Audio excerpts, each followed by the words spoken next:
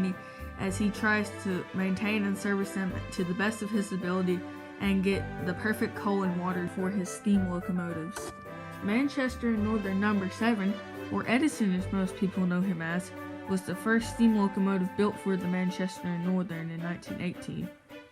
They had been temporarily leasing out other steam locomotives from the Pennsylvania Railroad and the New York Central in the following months before his arrival to the railroad. The second and third engines acquired by the Manchester and Northern were 132 and 136, aka Jackson and Jerry, which are both former U.S. military S-160 class locomotives. They were both bought from the U.S. military in 1945, a few months after World War II ended.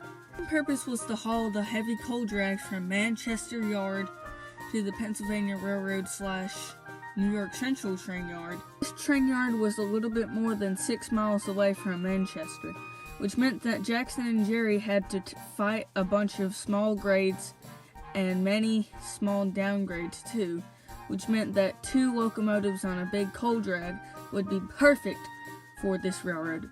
And this is the main reason why Jackson and Jerry were bought from the U.S. military. Manchester and Northern No. 20, or Andrews most people know him as, was an experimental Union Pacific 482 Mountain type locomotive.